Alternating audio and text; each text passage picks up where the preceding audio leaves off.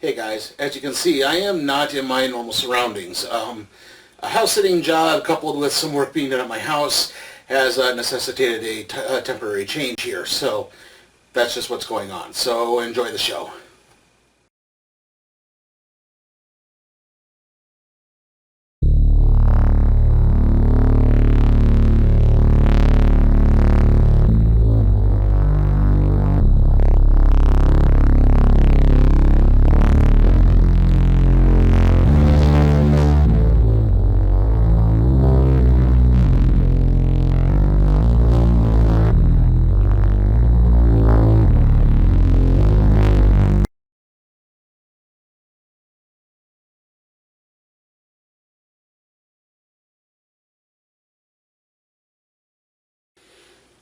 When we last visited the Legion of Superheroes, it was covering a 12-issue storyline called Legion Lost, which served as a bridging gap between two ongoing series. The ongoing series that followed that was called simply The Legion, and it ran for 38 issues before DC decided to take things in a completely different direction in 2004. The Legion effectively concluded with a crossover featuring the Teen Titans that saw Connor Kent's Superboy brought to the 31st century, with the Titans then pursuing after him. The two teams of super teens then took on the Fatal 5,000, essentially groupings of longtime Legion's foes, the Fatal Five, from 1,000 different realities. Eventually, Legion of Superheroes member Brainiac 5.1 developed a plan that took out the army of villains. However, this left the Legion themselves being severed from the timeline, while the Titans wound up in 2014 in a much different story. This resulted in a new Legion of Superheroes timeline that acted as another reboot for a whole new history. Because this is the third time that this has happened with the Legion, this has been lovingly dubbed the Three-Boot Legion. The Three-Boot Legion saw what initially appeared to be a back-to-basics approach, with the team going back to using gender-identifying codenames like boy or girl or lad or lass. The only exception to this was shapeshifter Chameleon, who was now gender-fluid. That's downright progressive for 2004. However, further inspection of this new world revealed that it was not only stagnant, but kind of emotionally repressive. The heroes would only be loved by other teenagers who wanted to join them and work together to shake up the system for an upcoming conflict. Meanwhile, the uber-conservative adult/authority figures would view the Legion as a cult. Thankfully, none of that stuff is at all relevant today. Anyway, today we're looking at the first story arc of the Three-Boot Legion. This is the Legion of Superheroes, Teenage Revolution. Young Lyle Nord pens a goodbye letter to his parents. They never understood him and the fact that he wants to change things for the better. He needs to be with the Legion of Superheroes as they know that change is necessary. It turns out they found his Legion recruitment letter and they try to explain to him that he's just confused and that maybe a talk with the pastor will help. But until then, he's grounded. When Lyle attempts to stand up for himself, his father cracks him across the face. Lyle isn't giving up though, and as soon as his parents leave, he opens the window and steps outside. His parents may have found the recruitment letter, but they didn't find the Legion flight ring that came with it. He slips it on and takes off to join the Legion of Superheroes who are waiting for him. He apologizes for being late, but he was grounded. Soon, Lyle is on Earth in Legion headquarters where he's greeted by members Light Lass, Sunboy, and Ultra Boy. After a brief demonstration of his powers, which is a special serum that allows him to manipulate the spectrum and thus cloak himself to the naked eye, Lyle is given the official Legion codename of Invisible Kid. Much like previous incarnations of the Legion of Superheroes, this one was also founded by the trio of the magnetically gifted Cosmic Boy, the telepathic Saturn Girl, and Lightning Lad, whose powers are rather self-explanatory. The trio who greet Lyle include Lightning Lad's sister, Light Lass, Ultra Boy, who has a vast array of powers but he can't use any of them concurrently, and Sunboy, who has the ability to manipulate solar energy. I would also be remiss if I didn't mention Colossal Boy, as his name is kind of a misnomer. His race's default setting in this incarnation of the Legion is just giant size, so he has to shrink down in order to act with his fellow Legionnaires, leading him to wish to be referred to as Micro Lad. Invisible Kid can't help but notice the large crowds that have gathered outside Legion headquarters. Not all of them have powers and they're all camping out in the streets. And yet they do somehow wind up serving a purpose as they work as kind of a living shield against raids from the Science Police. The Science Police are the law enforcement authority in the vast array of planets that consist of the United Planets, the overall governing body of the system. The Legion of Superheroes is meant to act as kind of a national guard to come in and help the Science Police when they are overwhelmed. However, like I said before, the Science Police tend to view the Legion of Superheroes as a religious cult, and so they don't really get along.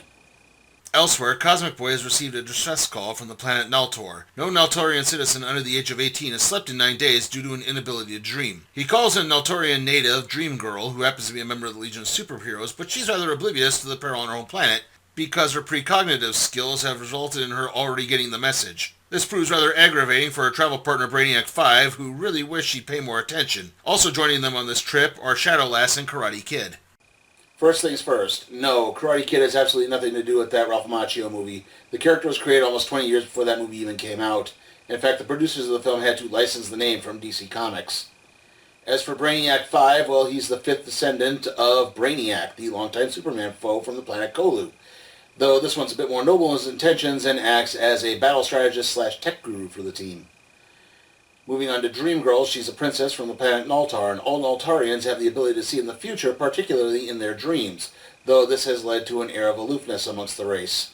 The group arrives on Naltor, where the planet elders blame the condition on a disease and say that it'll just run its course as they show one of the disease's victims. Brainiac has other ideas, though, and places his Legion flight ring on the young man's finger. The kid immediately falls asleep due to the ring's cloaking technology obscuring him from an outside force. Brainiac borrows a flight ring from Shadowless and jets off to see what the hell is causing all of this while the others stay behind. Why? Because Dreamgirl saw the trio being accosted by the Naltor police force known as the Pre-Commandos. However, any fight proves pointless as the Commandos are able to anticipate any move. That is, until Dreamgirl points out that she holds all the cards, which the goons are unable to see as a diversion. After the goons are knocked unconscious, Dreamgirl begins to realize that there's actually a conspiracy afoot and asks Karate Kid to knock her unconscious. While she's out, Dreamgirl receives the vision of Naltor being completely overrun by an unseen force being led by an individual whose face she can't seem to recognize. When Dreamgirl wakes up, she goes looking for Brainiac, who's already pieced together what's happened. The elders of Naltor have already received the vision and are using a machine to try to prevent the youth from learning it and beginning to feel bad, with everyone getting a special trophy afterwards. Dreamgirl smashes the machine, with the elders placing the consequences on the Legion's shoulders. However, there's still something about this that sticks with Brainiac as the group begins returning to Earth. Why is it that Naltorians can see the future, but they don't ever try to do anything to just avert that future?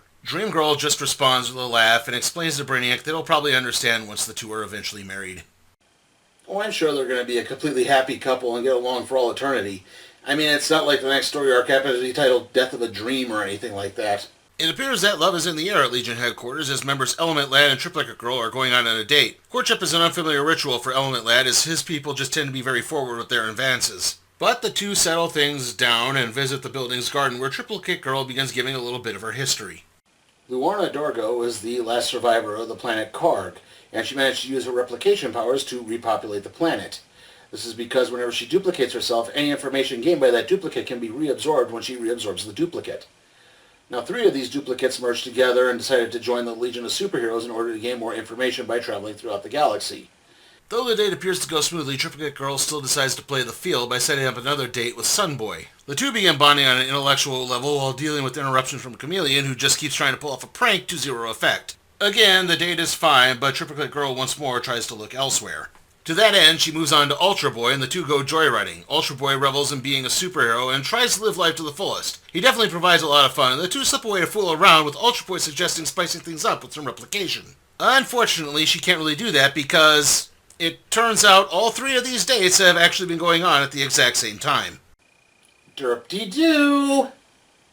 However, it turns out there was an ulterior motive for all these shenanigans, as Cosmic Boy asked Triplicate Girl to go out with the 3 to gauge their focus and awareness of everything that's been going on recently. It's the same problem for each of them. None of them are necessarily bad, it's just that, well, they're part of a super team, but yet they're all trying to meet their own needs and not work for the betterment of the Legion and thus society as a whole. This is a problem that Cosmic Boy has been sensing throughout the whole Legion headquarters. In fact, it actually mirrors what happened to Triplicate Girl when she returned to her home planet of Korg. Triplicate Girl had been sent out to collect knowledge and bring it back for the betterment of Korg. However, when she returned, the group no longer wanted to merge with her and earn that knowledge. She had changed too much. She was no longer one of them. And they were just too focused on working on their own damn planet. This really serves to put Cosmic Boy on edge as he's beginning to fear that Brainiac is trying to undermine him and take over the Legion for himself. Things begin to go from bad to worse when the Science Police begin conducting raids on the Legion, including Sunboy's parents who have opened up their home to him and the other Legion members. As more reports begin to come in from across the galaxy, Brainiac lets slip that Invisible Kid is the son of the Science Police Chief of the Northern District. Cosmic Boy immediately begins demanding an explanation. Basically, when Lyle, aka Invisible Kid, managed to develop his invisibility serum, he found out that his father intended to turn it over to the Science Police so it could be used in tactical battle operations, particularly against the Legion. To that end, Lyle destroyed all his notes and injected himself with the only sample. Lyle tries to explain the only reason he concealed his identity was fear that the Legion would turn their backs on him. Cosmic Boy is still upset and orders Lyle to try to fix things or he really will get kicked out. So Lyle extracts a sample of his blood and uses invisibility to try to get to his father. He makes an offer, leave the Legion alone and they can derive the serum from his blood sample. The deal is made, but there's an unknown twist, as the serum is encoded with spyware that allows the Legion computer to spy on science police activity throughout the galaxy and thus anticipate the next raid. It's impressive enough to calm Cosmic Boy down, and he decides to put Lyle on shore leave with Sunboy's family to remind his little kid what it feels like to actually have a real family. The time for fun is short-lived, though, and soon Lightning Lad and Saturn Girl are dispatched to RimWorld 19 in response to a distress call. It appears that this is an early target for their new threat, and the response by the Science Police was to just evacuate the planet, leaving behind anyone sympathetic to the Legion. In fact, the Science Police left so quickly that a few of their own got left behind as well. Those left behind were all driven underground, but they found a unique ally in the form of Bryn Londo. Bryn Londo usually goes by the codename Timberwolf, and he was the subject of experimentation by his scientist father, who exposed young Bryn to an element called Zunarium that turned him into a feral wolf-human hybrid.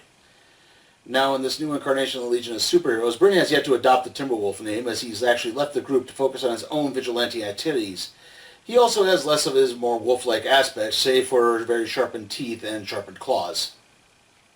Knowing that reinforcements will be needed, Saturn Girl leaves with Londo in an attempt to send a message back to Earth. Still, the two admit that inspiring the remaining Legionnaires to fight on is probably a lost cause, as no matter how quickly the Legion arrives, they will probably be long gone. Along the way, the two encounter the advanced wave of attackers. There really isn't too much to say about this group except they're called Terra Firma, and their leader is named Elysian.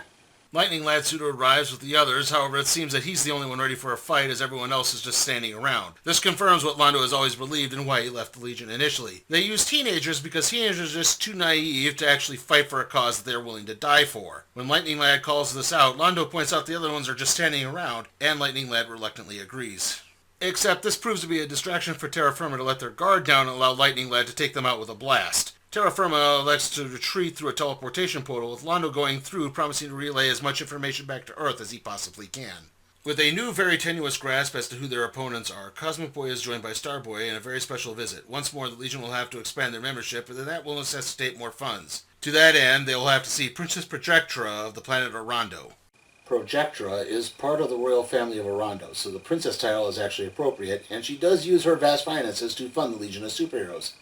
It's because of this that she's actually been given an honorary membership on the team despite not having any powers. She's also Bryn Londo's ex-girlfriend.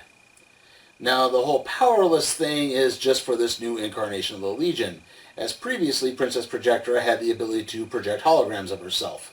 The meeting suffers from constant calls from the planet Orondo by King Voxa, Projectra's father. It turns out it's for a reason. Orondo is being attacked by the killer force from Dreamgirl's vision. Cosmic Boy immediately begins dispatching Legionnaires to help, but it's too late and the Royal Citadel is overrun, and Voxa is killed. Cosmic Boy does his best to comfort Projectra by reminding her that the Legion doesn't turn their back on family. Back at Legion headquarters, Brainiac tries to desperately run a facial recognition search on the individual from Dreamgirl's vision. The man is seen as the centerpiece of this conquering force, and he knows him from somewhere, but he just can't seem to put his finger on it. And the reason is simple, as the man steps off the computer screen to introduce himself as intergalactic arms dealer Praetor Lemnos. It turns out that Lemnos has the ability to just fade from a person's memory seconds after interacting with them. After Orondo, the next planet up is Brainiac's home planet of Kolu. Lemnos is out to take over everything, the Legion, the Science Police, even the United Planets, and it appears there's nothing that can stop him. As soon as Lemnos teleports away, Brainiac goes back to doing his image search as if nothing happened. And that concludes our look at the Legion of Superheroes Volume 1, Teenage Revolution. How was it? Well, I really think there's some good storytelling in this whole series. There's some really good world building, there's good characterization, it runs the gamut from very dead serious storytelling like the attacks by the Science Police, this looming, overwhelming threat, what happened to Projectra, but also some good humorous stories, like, for example, the whole triplicate girl dating thing. There's a whole other subplot with Karate Kid falling in love with with one of the other Legionnaires named Phantom Girl, And so from that, you got some really good characterization and world building. Not to mention, there's some really threatening villains in this, and it's all coupled up with some really top-notch artwork from Barry Kitson. If I do have any complaints about this, it's that, well, I kind of wish we'd gotten a bit more of the founding of the Legion. I think that seems a little important. It's just, they exist out of nowhere, and, Lightning Lad, Cosmic Boy, and Saturn Girl are the founders, but Lightning Lad and Saturn Girl are barely in it, and Cosmic Boy doesn't really seem to get too much in the way of character development other than just being kind of a taskmaster and sometimes having to be reminded of his own humanity, and that's just kind of it. Still, this is really enjoyable. I would recommend this to anyone who's interested in reading the Legion as a good starting point for some new stuff, as just kind of a different take on the team. I am going to give Legion of Superheroes Teenage Revolution an A. And with that, let's see what we'll be doing next time on the Random Trade Review.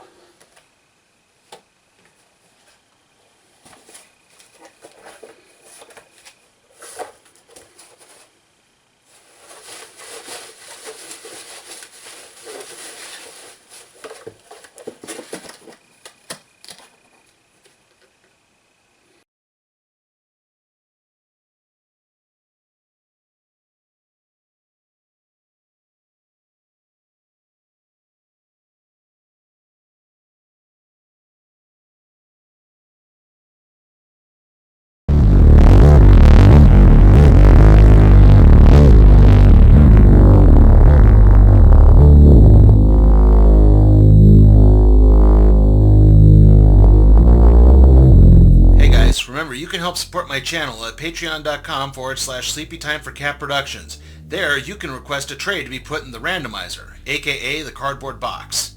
Also, remember, like, comment, share, subscribe, and ring that notification bell.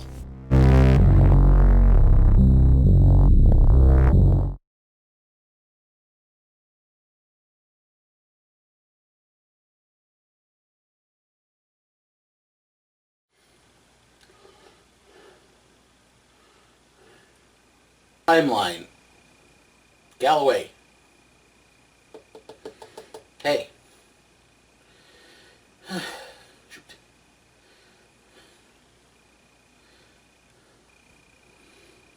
The science police are... Yeah. Yep. Norpigomo. Where she managed to use her replication powers to repopulate the planet. 3 of her incarnations then merged together into one to join the Legion of Superheroes and travel throughout the galaxy gaining information. This is because when she reabsorbs one of her duplicates, it transfers information gained back to that original form.